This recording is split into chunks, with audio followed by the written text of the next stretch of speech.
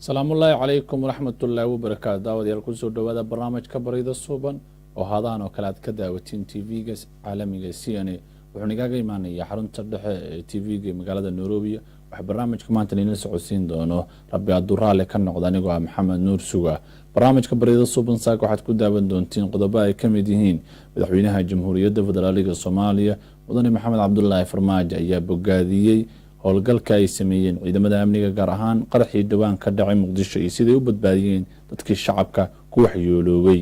waxa kale barnaamijka Barida Suban saak ku daawan doontiin nin iyo xaaskiisa ayaa marqaati been ah ku furay in maskiin ah oo tugsanaya ka oo markii dambe sababay inuu xabsi galo laakiin muddo kadib cadaalad hele dalka Mareykanka ayaa ka dhacday qisadaas waxa kale barnaamijka Barida Suban ku daawan doontiin macallin si weyn baraha bulshada looga hadlayo oo ardaygiisa la soo galay cunug uu sitay oo lagu qiyaasin uu jiro 3 bilood ayuu macalinka ka caawiyay asagoo cashirka dhigaya misana imtixaanka ku jiro ayuu macalinka dhawr ku sarnaa barnaamijka Barida Suban saaka waxa kale ku daawanaysiin xubinteena cunna kariska ee kooxda Xawaaj qodobadaas iyo qodobo kale ayaa ku daawan doontiin balse ku soo dhawaada barnaamijka Barida Suban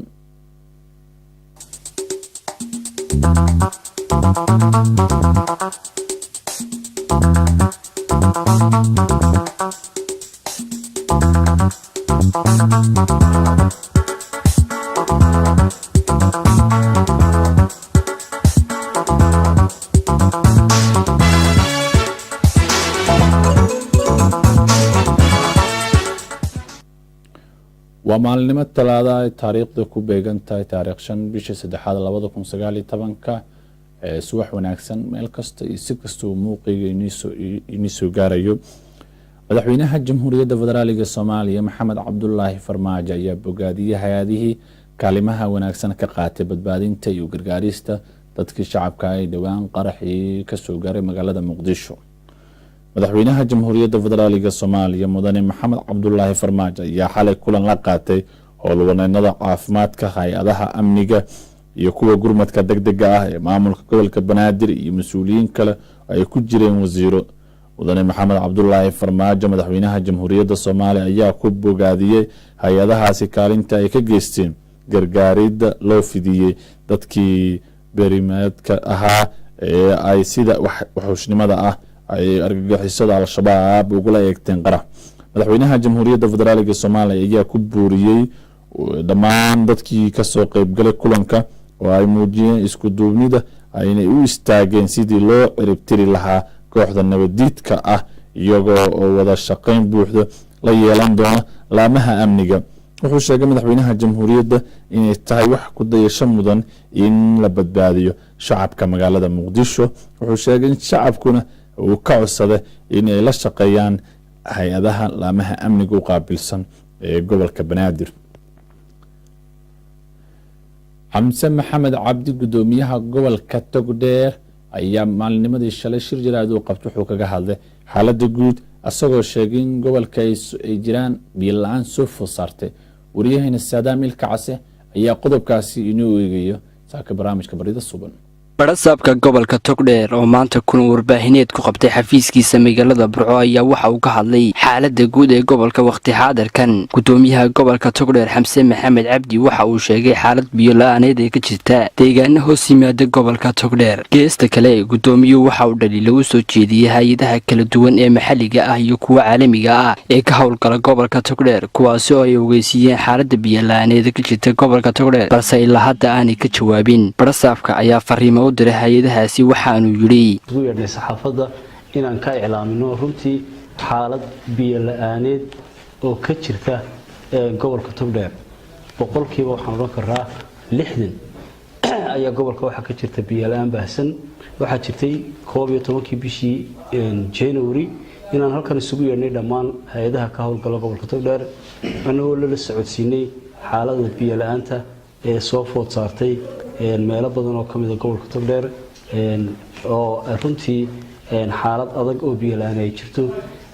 ilaa waqtigaa ilaa maalinkaa maanta runtii wax jawaaba oo aan ka hayno hay-adihii ma jiraan mana garanayno dee sababta maadaama waxa weeyaan aan soo gudbinay baahidu waqtiga ay taagnayd waxaan jeclaan lahayn in dee si degdega baahidaasi looga soo jawaabo runtaa taas waxa weeyaan waa dhaliil aan u soo jeedinayo runtii hay-adaha ka howlgala gobolka togdheer oo aan sidii aan maaragtay loogu talagalay uga soo jawaabin mar labaad waxaan jecelahay inaan ku celiyo baaq runtii qayladhaan ah oo biyo la'aantii waqtigaa aan iclaaminay ee aan sheegnaan hay-adaha isugu yeedhnay dee ay maanta marayso waqtigaa waxaa kasoo wareegay muddo dee 2 bilood oo dhowdhow ah maalinba maalinta kasii dambaysana xaaladda biyo la'aantu way kasii daraysaa sidaa daraaddeed cid kasta oo daneynaysa hay-adaha caalamiga iyo maaragtay NGO-yada maxalligaaba waxaan ugu baaqaynaa in lala soo gaadho biyo degdega dadka runtii annagu wixii aan qaban karaynay annagoo iskaashanayna dowladda hoose oo 2 booyadood baan leenahay oo mid wasaaradda macdintu ay leedahay midna dowladda hoose wixii aanu dee kusii tuurtuuri karaynay runtii dadka waa kusii tuurtuuray welina waan wadnaa sidaa daraaddeed xaaladaasu waa xaalad u baahan in si degdega wax looga qabto looma baahna hadhow marka roobku dee ilaahay raxmadiisa shubay ay dadku biyaha helaan inay hay-adu noo yimaadaan ay dhahdaan waxaanu sinaa annagoo ka jawaabayna baaqii biyo dhaanka ahaa ee dowladdu ku dhawaaqday ayaanu ka jawaabaynaa intii la odhan lahaa maanta ayay baahidii taallaa marka waxa weeyaan waxaan ku qiimeyn doonaa hay-adaha ka howlgala gobolka iyo hay-adaha kaleba siday gurmudka ugu soo fidiyaan xaaladda ka taagan biyo la'aanta gobolka taagan waxaan la wadaagayaa in xaaladaas ay runtii jirto oo haddii ay ku sii socoto sidan oo waxa weeyaan dee roobku dii waayo dee waxaa imanaysa abaar la mid ah tii 2017 markii koowaad ilaahay subxaanahu wa tacaala waxaan ka baryaynaa raxmad khayr qabta inuu ilaahay inoo shubo baryada ilaahay baa lagu baahi baxaa mar labaadkana waxa weeyaan inay bulshadu isha ku hayaan dee xaaladaas soo food saartay gobolka gudoomiyaha gudoomiyuhu waxa uu baaq u diray bulshada qaybaheeda kala duwan in la isbarbar taago isla markaana biyo la gaarsiiyo deegaanadaasi ay soo food saartay biyo la'aantu waa Sitaam Maxamed Xasan CNA TV Burco dalka Djibouti gaar ahaan magaalada Djibouti ayaa ka dhacay shir looga hadlayo arrimaha dastuurka Soomaaliya shirkaasi ayaa ka qayb galeen gudoomiyaasha maamul goboleedyada ee golaha wakiilada baarlamaanka iyo wasiirka arrimaha dastuurka Soomaaliya kulanka ayaa looga hadlay sidii dib u eegis loogu sameyn lahaa dastuurka Soomaaliya shir ay ka soo qayb galeen hay'adaha u xilsaaran dib u eegista dastuurka ee ka kala ah wasaaradaha arrimaha dastuurka gudaha la socodka iyo dib u eegista dastuurka baarlamaanka iyo gudiyada madax banaan ee dib u eegista iyo hirgelinta dastuurka oo ka socda muddo 5 maalin ah ayaa maanta lagu soo gabagabeeyay dalka Djibouti magaalada Djibouti xiritaanka shirka waxaa goobjoog ka ahaa madaxda 3 geesood hay'adaha u xilsaaran dib u eegista dastuurka gudoomiyaha golaha wakiilada Puntland mudane Cabdixakiin Maxamed Axmed iyo habdhoorka golaha shacabka mudane Sharmaarka Garaad Saleebaan iyo la taliyaha hay'adaha kala duwan ee dastuurka Soomaaliya inta uu socday madax banaaneedka shirkani waa 3 hay'adood oo u xilsaaran ayaa ka qayb galay dastuurka ay si wada jir ah u diyaariyeen istiraatiijiyadda mideynta ee wacyigelinta iyo wada tashiga dadweynaha ee dib u eegista dastuurka iyo qorshaha howlaha ee mideynta la tashiga iyo wacyigelinta dadweynaha ee arrimaha dib u eegista dastuurka sanadka 2019 sidoo kale waxaa la isku raacay waqtiga la bilaabayo la tashiga iyo wacyigelinta dadweynaha ee ku saabsan cutubiyada dib u eegista lagu sameynayo xubnaha ka howlgala ee kulanka bogaadiyo wada shaqeynta 3 geesoodka ee loo xilsaaray dib u eegista dastuurka iyo sidii ay uga gacan tahay in la dhammaystiro dastuur sax ah waxayna ballan qaadeen in ay sii xoojin doonaan wada shaqeyntooda maadaama ummadda Soomaaliyeed ay ka sugayaan dastuur dhammaystiran oo lagu wada shaqeyn doono oo lagu wada heshiisan yahay gudoomiyaha golaha wakiilada baarlamaanka Puntland Cabdixakiin Maxamed Cabdi oo hadalka yiri kulanka xiritaanka ayaa sheegay in loo baahan yahay in laga wada shaqeeyo sidii ummadda Soomaaliyeed dib iyo isqabqabsi ay uga bixi lahaayeen si taas loo gaarana loo baahan heshiis ummad Soomaaliyeed ay wada dhigteen kaasna waa sida loo dhameystiri lahaa dastuurka oo ah heshiisyada bulshada ku qotoman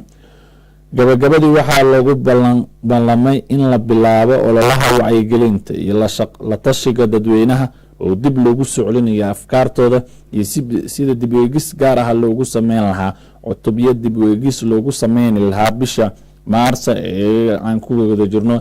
iyadoo qorshuhu yahay in la dhameystiro dastuurka kumeel gaarka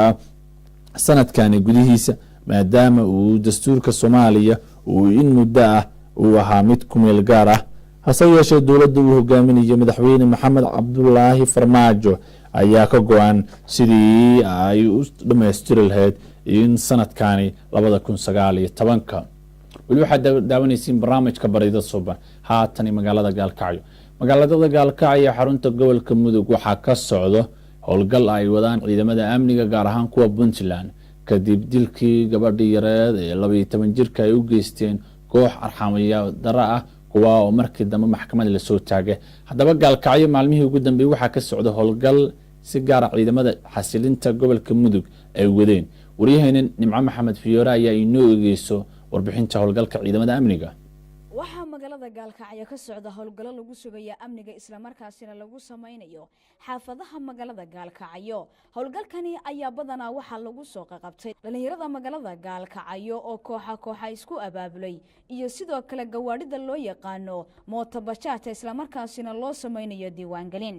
haddaba shirkan jaraa'id oo ay qabteen taliye ku xigeenka ciidamada booliiska Puntland ahna taliyaha xasilinta sidoo kale maayarka magaalada Gaalkacyo Yaasiin Cabdisamad iyo taliyaha qaybta booliiska gobolka Mudug ayaa ugu horreyn waxa halkaasi ka hadlay taliye ku xigeenka ciidamada booliiska Puntland ahna taliyaha xasilinta gobolka Mudug Cusmaan Xasan Cawke oo sheegay in ay gacanta ku hayaan 80 maxaabiis ah howlgallada ugu dambeeyay aan qabanay 3 casho aan shaqeynay iyo 3 maalmood ayaa hadda shaqeynay waxaanu qabanay maxaabiis dad ka kooban ilaa 60 ilaa 70 qof meelahaas oo aanu qabanay oo qayb kiisaskooda waxa weeye ay yihiin dadka ku dagaalama tooreyda iyo dagaalada safeynka oo gruubiska ah kuwa sida ciyaal faluuja SYL rooga wax la yiraahdo iyo gruubiyo noocaas oo kale Boko Haram baash qolada la yiraahdo New Star waxyaalo noocaas cadalay gruubyo la baxay oo dhalinyaradii iskuulaadka dhiganaysay iyo kuwii iskuulaadka ka tagayba waxay la baxeen gruubyada noocaas ah gruub bay isku laayaan gruub bay isaga hor yimaadaan iskoolada la aadaa qaybna iskool lama dhigato waxyaalahaas aanu ka howlgalay in badan waa soo qabanay in badanna waa noo dhiman tahay waxa kale oo hadda halkaan ku xariisan aad u jeedaan in bajaajkiyadii gobolka Mudug ka shaqeynayay oo dhan wixii dhinacaan ka shaqeynayay waa soo xareynay nadaamintoodii baana hadda la wadaa maayarkii waa kan dawladda hoose wasaaradda hawlaha guud iyo booliiska oo traafika ah intaas ayaa iska kaashanaysa inay nadaamiyaan si sharciya meesh kaga baxaan si sharciya ku shaqeystaan si maaragtay amniga looga shaqeeyo bajaajyada tan loo soo xareeyay dadkii watayna waa ku qaracsan yihiin wixii hawshiina wataa socota ilaa ay haddana fari kama qodna howlgalka waa wadaynaa waana soo afjaraynaa insha Allah dadka nabadgelyo xumada magaalada ka wada waana dal la wada yaqaan liiskoodina waanu haynaa hadday gaadiid wataan hadday maxaan ku ilaadaa xaafadaha ku jiraan hadday magaalada joogaan hadday guri ku jiraan nin walba meesha uu joogo waa naqaana waana ka hawlgalaynaa habeen baan ka hawlgalaynaa maalina waa ka hawlgalaynaa intaba waa ka hawlgalaynaa hadda marakan maanta waxa noo xiran 40 baa noo xiran 40 awal baa hore u geeyna xabsiga 40 kaasna maanta geynayna 80 kaas haddii aan la idmo waxaan u gudbinaynaa xabsiga Boosaaso waxaan ugu gudbinaynaa xabsigaas waa xabsiyada waxay ka mid yahay lagu qaato waanada oo lagu waara qaato dhinaca kale Yaasiin Cabdisamad maayarka magaalada Gaalkacyo ayaa dhankiisa ka hadlay shirkan jaraa'id ameynaya maalina wuxuu ku jira ardayda wuxuu ku jira ciidanka wuxuu ku jira ganacsatada wuxuu ku jira dumarka meel kasta oo bulshada qayb ka ah dad waxaa jira bulshada magaceeda wata oo qayba magacyadooda wata haddana aan dad fiican ahayn waxaannu rabnaa qofka xun inuusan bulshada dib dambe ugu dhex dhuuma fidmo u keenayno aan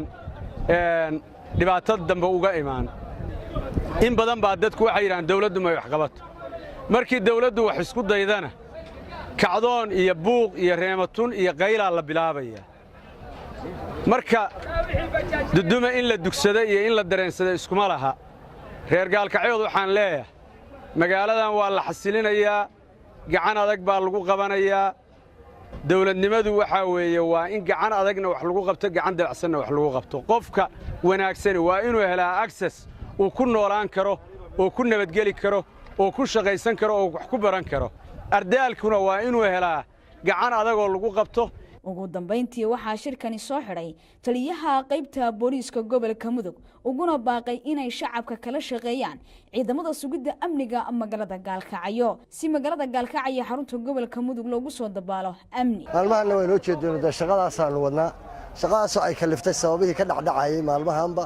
oo ayaamahan soo noqnoqonayo gobolka mudug muddooyinkan wixii ka jiray iyaguna inta badan kiisaskaas way inoo hagaagsay hadda meel fiican bay wax inoo maraya dadka shacabkaana waxaan ka codsanaynaa inay gacan inaga siiyaan wax kasta oo aanu u leenahay iyo waxaynan awood u lahaynba xogta iyo wax walba inaan isweydaarsiisanno iyadoo ayaan dhacayn haddii awal dhici jirdhay hebel baa war noo soo sheegay in la yidhaahdo waa mahadsantihiin baadina saxaafaddu nimco cabdiraxmaan maxamed nimco fiyora telefishinka caalamiga CNA Somali TV magaalada gaalkacyo xarunta gobolka mudug Professor Alexander oo ahaa bara jaamacadeed mid ka mid ah dalka Mareykanka ayaa si weyn looga hadalhaya warbaahinta caalamka iyo baraha bulshada si weyn la isku dhaxmaraya warbaahinta la hadlayay ayuu hadalkiisa ku soo koob waxaan ka baqiyay inay iga uuso cunugta yar oo aan xambaare balse ma iga qaloonin oo si ayar ayay u aamustay waa professor ardaygiisa fasalka dhigtay caawiyay professor Mareykan ah oo dhiga madxafka xisaabta ayaa lagu amaanay kadib markii internetka lagu baahiyo sawir muujinayo isagoo ilmo yar buga oo ku casharka la dhigayo uu dhabarka saartay ilmahan yar oo magaca la yiraahdo Asa ayaa waxaa fasalka la timid aabaheeda weyn hayar oo sheegay inuu dahli karin waaye lacagta uu ku shaqeey lahaa qof ilmaha u dhiibto maadaama uusan haysanin lacagtaasi marka uu sheegay ayaa professor Nata Alexander ilmihii ka qaaday oo boga ku hayay in muddo ah inta uu socotay maadaama 50 daqiiqadood uu cashirka bixinaya sharaxaadiisa si hayar si fiican u qoto dheer ayuu cashirka u bixiyay maadaama uu cunugtiir sida sawirka ka muuqato waa barab ardaydiisa barab caruur ma dhalin ayuu yiri mar uu la hadlay warbaahinta wuxuu yiri in caruurtaani ay cunuga uu ka dareemo naxariis waxaan ka yara baqayay in ay uudo markaan qabto laakiin run ahaantii igama ay qaloon ayar bay iga aamuste ayuu hadalkiisa ku sii daray professor Alexander wuxuu ka dhigaa kuliyadda Mara House oo hab kaliya ah wax ka barto oo taariikhdana ay uga gashay inay tahay kuliyadii kaliya ee dadka madowga wax ka barteen dunida dadka kuliyadda ka wax baxay kuwa ugu caansan waxaa ka mid ahaa ninkii u dhaqdhaqaaqi jiray xuquuqda dadka madowga ahaa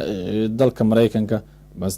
oo ahaa nin shakhsi dunida aad looga yaqaan ayaa kuliyadda ka baxay markuu ogaaday in hayar badan oo hore uga ogtaga kuliyaddan si uu intaasi yar u daryeelo ayaa Alexander oo 34 jir ahaa wuxuu si la sheegay inuu yiri fasalka iskaga soo qaado intaada yarta gabadhaada ama cunugaaga yar xilli kasto 2 maalmood buu ku shaqeeyay waana arday jooga ah oo haddana ka qayb qaata barnaamijyada hogaamineed ee kuliyadda ku darsa waana waalid ayuu yiri Alexander oo la hadlayay warbaahinta telefishinka CNN ee dalka Mareykanka isagoo la hadlayay website-ka ayuu ku sheegay inuu inta yar uu fasalka ku jiray gabadha yar uu dhabarka u saarnaa uu sheegay inuu dareemo naxariis iyo saaxiibtinimo ku dhow sawirkan wuxuu ina xasuusinayaa duruufaha waalidku marayo maalin walbo iyo sidii ay lagama maarmaan u tahay in la helo adeegyada daryeelka ubadka oo cid waliba tahay ayuu yidhi alexador marka wuxuu sheegay inuusan asaga waxba dhalin balse uu dareemi karo dhibaatooyinka ay maraan waalidka qoraal barti facebooka ee lasoo dhiga ayaa lagu sheegay inuu yahay shakhsiga ugu macquulsan ama macalinka dunida ugu wanaagsan maadaama uu noqday shakhsiga dunida ugu saameynta badan oo maanta si weyn looga hadalhayo baraha bulshada dunida waxaa yeele oo si weyn loogu ammaanayaa in muuqaalkani sawirka ah si weyn ayay dadka la dhigo ama macalimiinta kale ee iskuulka wax ka bara kuliyadda xisaabaadka dalka maraykanka ay ugu ammaaneen macalinkani mr hatay venezuela barnaamijka barida suban ayaa weli daawanaysiin daawadayaal uu nagaga imaanaya xarunta dhexe ee tv-ga cn a magaalada nairobi hogaamiyaha mucaaradka venezuela jos ayaa dib ugu laabtay saacado ka hore dalka venezuela boqolaal dadweyne taageerayaashiis ayaa soo dhaweeyeen kuwa ay iskugu soo baxeen wadooyinka waaweyn ee caasimada venezuela waxaa boqolaalka dadweyne ay soo dhaweeyeen ay sheegeen maadaama uu yahay madaxweynaha saxda ah halka madaxweyne guddiga doorashooyin wadankaasi oo dhawaan ka dhacda doorasho ay guddiga doorashooyinku sheegeen in sida saxda uu ugu guuleystay madaxweynaha haata talada haya ee dalka venezuela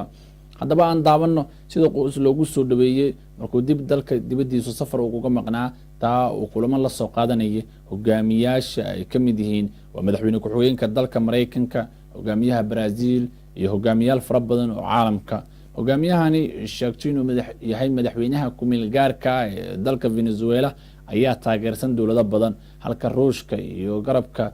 china iyo dowlado badan ay kasoo horjeedaan maraykanka balse reer galbeedku ay taageersan yihiin markuu venezuela wadankiisa dib ugu laabtay hogaamiyaha oo aada looga cabsi qabay in madaxweynaha haata talada hay uu kala kulmo cadaadis military balse sidaan ayay u dhacday soo dhaweynta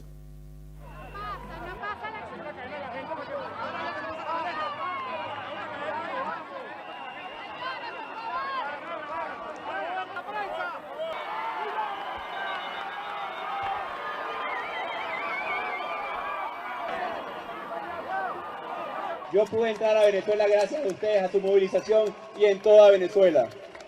Sintamos que avanzamos hoy un paso determinante en la conquista de nuestra libertad. Esta pequeña victoria de hoy, esa gira por Sudamérica, esa conquista en todo espacio, es gracias al pueblo de Venezuela. El día sábado, toda Venezuela vuelve a las calles decidida y determinadamente para movilizarse en busca de su libertad. No nos quedaremos ni un segundo tranquilos hasta lograr la libertad de Venezuela.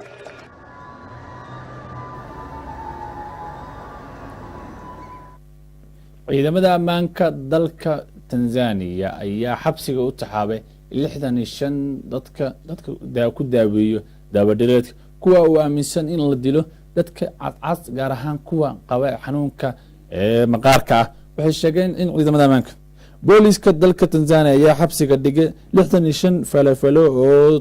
daawo dhaqameedyo wax ku daaweeyo waxaana lala xiriirinaya dilka ugu yaraan 10 caruur ah caruurta ayaa lala yeeshay bishii janwari ka badan ahaan xubnaha ay la jiray maadaama ay dileen in ka badan 10 caruur waa bishii janwari sanadkani waxaa jirta caqiido ay rumaysan yihiin qaar ka mid ah dadka reer tanzania oo dhaqan ay ka dhigteen iyo qaar kale oo ku nool dalka dariska la ah taa oo ay qeyb ka tahay jirka bini aadamka loo adeegsan karo cibaado ahaan ay keenayso hanuuninta iyo nasiib wanaag waa sidai ayagu aaminsan yihiin dambiilayaasha ayaa lasoo dambiilaha guud ee booliska simo siro ayaa amar ku bixiyay in cid kasta oo daawo dhaqmeed wax ku daaweysa ay la timaado rusqad oo la muujinayso inay daawadeeda tahay mid sax oo dhirta ah waxaa sidoo kale ka codsadeen hay-adaha kale sida hogaamiyaha diinta iyo siyaasiyiinta inay nacaawiyaan ayuu hadalka kusii daray 10 caruur ayaa lagu dilay gobolka Chombe ku yaala koonfurta galbeed ee dalka Tanzania waxaa sidoo kalena caruurta aan tiradooda la xaqiijinin lagu dilay gobolka waqooyi ee dalka ku yaala Simo mid ka mid ah caruurta oo lagu magacaabo jiray Godluck ayaa yiri 5 sano oo kaliya markii la dilay waalidkiisa sheegay inuu cunugana mustaqbalkana lagu lumiyey. waxaa jiro caqiido gaar ah oo ay ku aaminsan yihiin xubnaha dadkani oo xanuunka qaba haddii la dilo ama la cuno ama jirka la marsado uu qofka ka badbaadi doono shar walba oo taa oo micnaheeda la tahay in uu asaga noqonayo mid guud ahaanba xukuma dunida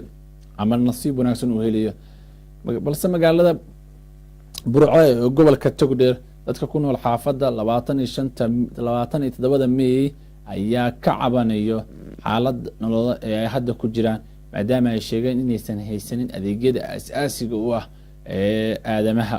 wariyaheena Sadaam Ilkaase ayaa qodobkaasi inoo eegayo. dadka danyarta ee ku nool xaafadda 27 May ee loo yaqaan Samir Yimaan ee koonfurta magaalada Burco ayaa qayladhaan ka muujiyay baahida adeegyada aasaasiga ee xaafadaasi.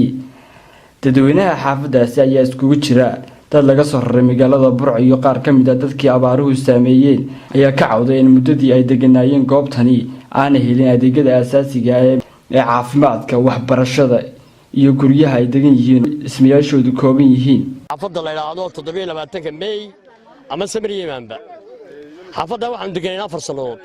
4 sano ayaanu xaafadda deganayn. xaafadda aanu 4 sano deganayn sidii naloo soo raray dadkii danyarta ee laga soo saaray magaalada ayaanu ahayn. wax adeeg bulsho aan looba qabanin. caruurtayadii way saaqideen, waa kuwa waa aragtaan xabaglayaal bay noqdeen. iskuul ma laha, malcamad ma laha, caafimaad ma laha. dadkaas waxa nagu soo biiray oo noo yimi oo guryaha aan laba ugu jiraa dadkii soo caydhoobay. dadkaas aad bay u dayacan yihiin, cid wax u tartayna ma jirto. maamul noo yimi oo wax noo qabtay maareeyaha biyaha ilaahay miisaanka xasanaad haw saare ayaa noo yimi. biyihii taankigiibu noo biyeeyey. riigna halkan baa laga qodaya, wuxuu biyahana weydii soo kordhinayaa. ninkaasaan wax maamul la yidhaa aragna. biyahaasaan ku noolahay. habeen walba masaajidka dad baa looga qaraama la yidhahdaa reerkaas waxaa may karsanin, reerkaas way dayacan yihiin. dhibta xaafadda taalla aad bay fara badan tahay. mas-uuliyiintii magaalada ama maamulkii magaalada indhaha ka qarsadeen. in badan baanu cabasho gudbinay, cid wax nooga qabatay ma hayno. waxaanu leenahay dadkiinnii baanu nahay, ma nihin dad la soo ururiyo ormaa ma nihin. xaq baanu ku leenahay, dalka xaq baanu ku leenahay. dadkan waxa loo qabto waxa loo yimaado. waxaan dowladda iyada sharafta u sheeganaynaa, dadweynaha u sheeganaynaa. waxaanu leenahay ma lihin bar caafimaad oo aanu ku soo hiranno ama dumarkayga foolanaya la keeno ma lihin. carruurta iyadu iskuul kuma jirto, rag horaa ka hadlay. iskuul kuma jirto, malcaamadna kuma jirto, waayo labada midna waabaanay lahayn. meeshu midnaba looguma talagelino ma laha. halkaa waxaanu leenahay waanu cabanaynaa, aad iyo aad baanu uga cabanaynaa dowladdayada sharafta leh inay wax noo qabataa baanu doonaynaa. waxyaabihii aasaasiga ma hayno, hadday tahay waxbarasho, hadday tahay caafimaad. waxaa dhacday dad xaafadda ka midayna marmar gaajaba u dhintaan. badhisaa baa noo iman, cid kalaa noo iman. hase ahaatee waxaan u baahannahay iminka dee dowladdan cusub ee muuse bixi waxaanu leenahay dee waxqabadkaa ka socda aanu arkayno ka socda jamhuuriyadda somalilan in wax naloo qabtaanu doonaynaa. aasaas ahaan caafimaadkii, gaar ahaan caafimaadka way dhisan tahay meesha caafimaadku ha dhisnaatee, laakiin qalab ma dhex yaallo. waa taa jajabtay, waa taa kharaabadda noqotay. xaafaddan waad aragtaan dadka bidhaantooda. waxaad mooddaa xaafadda maamulku inuu cadaadis gooniya uu saaray baad mooddaan. haddayna bixi tahay iyo haddii wasiirre ay tahay iyo hadday baro saab tahay iyo haddii ay tahay dawladda hoose maayirka ku-xigeenka wardee xaafadda taad soo rarteen weeyaan. daayac fara badanna way qabtaa. anigu dahawd baan ka imi, dadka caydhoobay baanu nahay. baanu ka imi, waanu caydhoobina. baro iyo baytoona leemasin washa walba guri baan galaa layga saaraa, guri baan galaa layga saaraa, guri baan galaa layga saaraa. caafimaadkaygu anigu wallaahi waa ka xanuunsanayo, aniga istaagi kari waaya. cabashada dadkan danyarta ee ku nool xaafadda Samir Yimaan ayaa ku soo beegmaysa xilli ay ka muuqato baahidaasi. waa Sadaam Maxamed Xasan, CNA TV, Burco.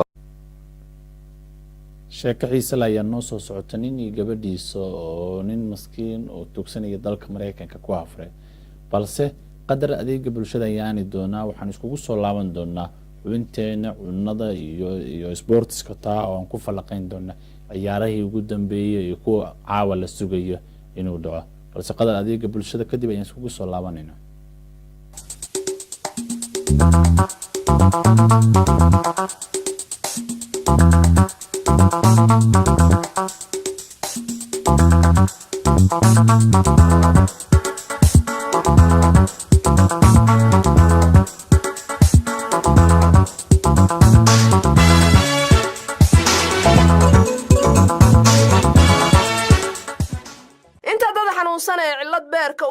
inta cudur haleela ee daryeel caafimaad u baahan halka ay tabayaan dantoodu taalo waa International Health Center and Nursing Home inta hooyo xanuunsane tala caafimaad u baahan halka ka helayso waa International Health Center and Nursing Home inta caruur iyo waalid tusma caafimaad u baahan halka ay tabayaan waa International Health Center and Nursing Home isbitaalka caalamiga ee International Health Center and Nursing Home waxa diyaar kuugu ah dhaqaatiir aqoon durugsan u leh cudurrada kala duwan ee aadanaha ku dhaca waxaana kamida culimada caafimaad ee ka howlgala xarunta International Health Center and Nursing Home Dr. Ali Macaw Aways oo ku takhasusay cudurrada guud gaar ahaan cudurrada ku dhaca uurku jirta wuxuuna dhakhtarku wax ku soo bartay dalka Jarmalka wuxuuna ka soo shaqeeyay Jarmalka iyo Ingiriiska Bismillaahir Rahmaanir Rahiim halkan waxaan rabaa inaan ku salaamo ummadda Soomaaliyeed meel kasta ay degan tahay waxa qaasatan reer Kenya waxaan leeyahay salaamu calaykum waraxmatullaahi wabarakaatuh marka waxaan rabaa halkaan inaan ku salaamo CNA Kenya TV oo jooga magaalada Nairobi shaqaalaheedii iyo madaxdeediiba waxaan leenahay aad iyo aad baad u mahadsantihiin fursaddan wanaagsan aadna siinaysaan aan ummadda Soomaaliyeed ugu sheegi karno wax walba ay naga heli karaan marka xigta waxaan rabaa inaan u sheego Soomaaliyeed meel kasta ay joogtaba halkaan waxaa jira qalabka la yiraahdo caloosha lagu baaro qalab raajaca wax kasto dhiig ah oo la iska baaro wadnaha wax kasto oo lagu fiiro oo lagu eego iyo wixii la mid ah iyo fleboin iyo mataqaana hadii ay lafaha yihiin iyo haduu wadna yahay iyo hadii calool tahay iyo haduu sanbab yahay iyo haduu madax yahay wax kastaaba aad danaynayso waad naga heli karaysaa waxaan rabaa ummadda Soomaaliyeed weliba inaan u sheego waqti dhow waxaan soo wadnaa qolo aan annaga jaamacada ka wada baxnay oo Jarmanka aan ku wada wax baranay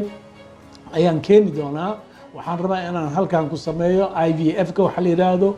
marka dumarka dhalaya mother and child ayaan keenayaa qalitaan iyo mataqaana ECU ee wixii la mid ah meel fiican ayaan rabaa Soomaalida inaan u dhiso hadduu Allah idmo ay ka faa'iideystaan meel kasta ay joogaan ay ka faa'iideysan karaan waxaan kaloo rabaa inaan ummadda u sheego Moqdishona waan ka wadnaa Garowana way dhisan tahayba ninkii yaqaana ninkaan aqoonina dee uu baran doona marka waxaad ogaanaysaan intaasoo meel waa Nairobi oo xarunta ugu weyn ah haddana Moqdisho oo xarunta labaad ah iyo tii Garoobe oo aan ku bilownay maaragtay Soomaaliya inaan tagno oo aan la dhaafi karin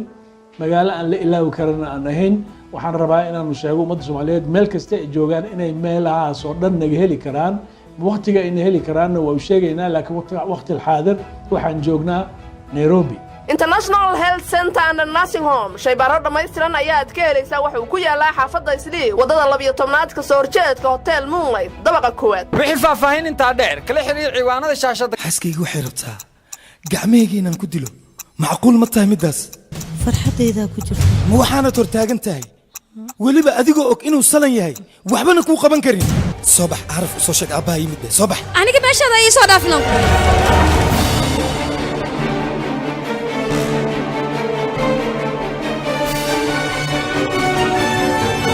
hay soo dhawaan aniga iyo araf aabba nooma tidayaan ku dhahay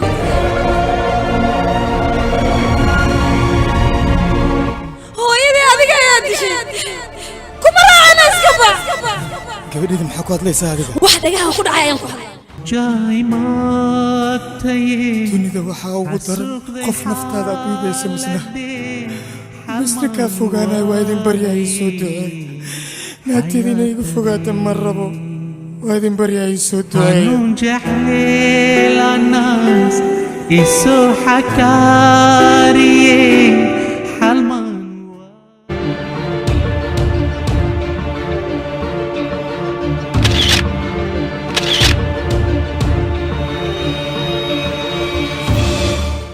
barnaamijka tusmada CNN waxaad ku daawan kartaa fanka iyo suugaanta adiyo markaad dheshana laha tuntan waxdiin dheedo la dheegaagay walihi ma arag weliba xubinta kadiska CNN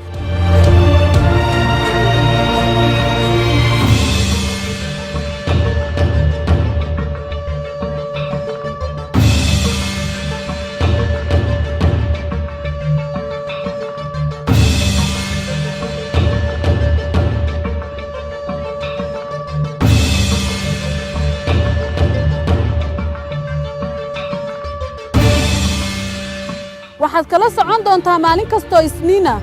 waxaanu ka bixi doonaa TV-ga CNN Somali TV waxaana idinla socodsiin doontaa anigoo Ansal Xuseen Qordheere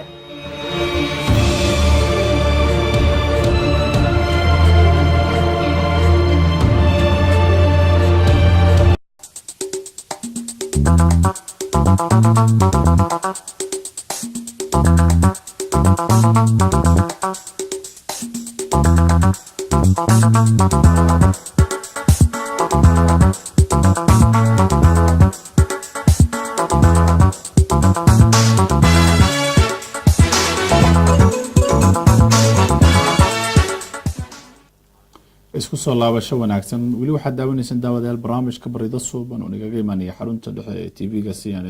barnaamijka waxaa gadaal igaga soo biiray Cabdifataax Gadaab oo ciyaaraha aad uga falanqoday waxaa ku soo dhaw barnaamijka ka waran ciyaarihii ugu dambeeyay championka gaar ahaan kulamada Real Madrid oo aad uga taaliyo gudahan maxamed gacmo dheerow kulamo aad u xiiso badan ayaa caawa laga ciyaari doonaa koobka horyaalada qaaradda Yurub ee UEFA Champions League gaar ahaan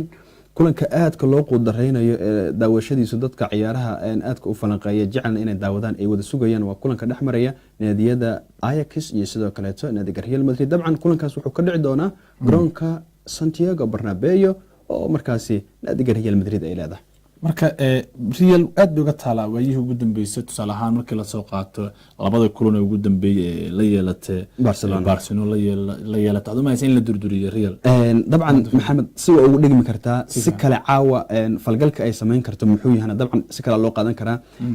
si waa uga taalaayo dabcan kulan hadda Copa del Rey ee la ciyaartay naadiga Barcelona waa laga badiyay 3-0 looga badiyay kulankii hadda horyaalka la liigaha ee la ciyaartay isla Barcelona naadiga Real Madrid waa laga badiyo 1-0 looga badiyay waxyaabaha nuxurkay macnaha u sii yeelaya Barcelona iyo Real is aragooda waxay tahay labada kulan naadiga Real gurigeeda looga badiyay taas xiisa u sii yeelaysa marka Real oo labada kulan ugu dambeeyay laga soo badiyay kulanka hore laakiin way badisay championku hadda ciyaartan caaba la dheeyo aad ugu horeysa marka maxaa la fili karaa Real caaba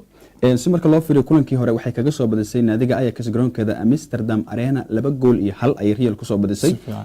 kadib caawa Santiago Bernabeu maadaama ay tahay naadigu naadi weyn oo Real ah maadaama ay tahay naadi champion oo lagu yaqaano dhowr champion haysata intaas wax marka la isu geeyo iyo ciyaartooyda ay haysatay caawa line-upka ugu jira waxaasoo dhan waxay hordhac u noqon karaan Real inay u soo gudbi doonto wareegga 8-aadka dabcan caawa lugta labaad wareegga 16 ayaa la ciyaaraya Maxamedow Cabdifataax Gadaab adiga wato caawa kulmada la rajaynay waxay tahay championka iyo sidoo hadda ciyaaraha u socdaan si kale kulan kale waxaa jira ka dhici doona garoonka la yiraahdo Borussia Stadium kulankaas wuxuu dhexmari doonaa naadiyada Borussia Dortmund iyo naadiga reer Ingiriis ee Tottenham si guud markaan hordhac uga sameeyay maxaa soo dhacay lugtii hore waxay markaas labada naadi isku food saareen garoonka bedka iyo baaxadda weyn ee ku yaala ariga dalka Ingiriiska ee la yiraahdo Wembley oo naadiga Tottenham ay leedahay 3-0 ayaa lagu soo suuldaaray naadiga la yiraahdo Borussia Dortmund caawana gurigeeda marti loo yahay dabcan wixii dhici kara lama oga laakiin marka la fiiriyo lugtii hore wax casharada laga baran karo ayaa Maxamedow tilmaamaya in naadiga Tottenham Hotspur 45% ay lug kula jirto wareegga 8-aadka oo 16 hadda la gudbaya marka Real iyo guud ahaan caawa ciyaaraha dhici doona iyo rajada intee la eeg ayaa la isdhigi karaa ee kulamada caawa yaa soo bixi kara miisaan marka la fiiriyo oo dadka muxalliliinta ah ee aadka u nashqadeeya xirfadeeyana kubadda cagta wax badan markay fiiriyaan waxa soo bixi karta aragtiyada ugu badan ee dadku ay hadal hayaan waxay tahay naadiga Real Madrid inay soo bixi karto oo naadiga Ajax laga soo tilaabsan marka marka la barbardhigo awoodda Real iyo Real Palace way soo bixi kartaa Real waxyaabaha u dhiirigelinaya ciyaartooy fiican haysata waa naadi champion waa naadi magac leh waxa soo dhan isugu tagay laakiin Real markii dib lagu laabto Isbaanishka horyaalkeeda ma waxa Ronaldo tan iyo markuu ka tagay xogo waxaad u malaysay in aad u kala daasan yihiin Ronaldo isku heeyay mise waxa kale Ronaldo la tagaa jirto maxamedow majaaladaha qaar waxay soo qaadanayaan ciwaano dadka qaar ay si kale u fahmeen oo ah Real ma iyada Ronaldo ahayd mise Ronaldo Real labadaas la isku hayaa si fiican marka hadda warbixinada hadda ugu dambeeyay aan soo aqrinay waxa ku jirta xidiga qadka dhexe kubadda uga dhisan naadiga Real Madrid qaadunkana ka qadka dhexe Luka Modric wuxuu yiri Ronaldo waa taban oo cad oo cad majalada hadana uu soo baahiyay weerarka ugu dambeeyay ku qaada Barcelona ku tagay guud ahaan marka isku soo qabato ciyaaraha guud la rajeynayo tan iyo caawa uu champion gaasi guud waxa kale oo cusub oo xagga sports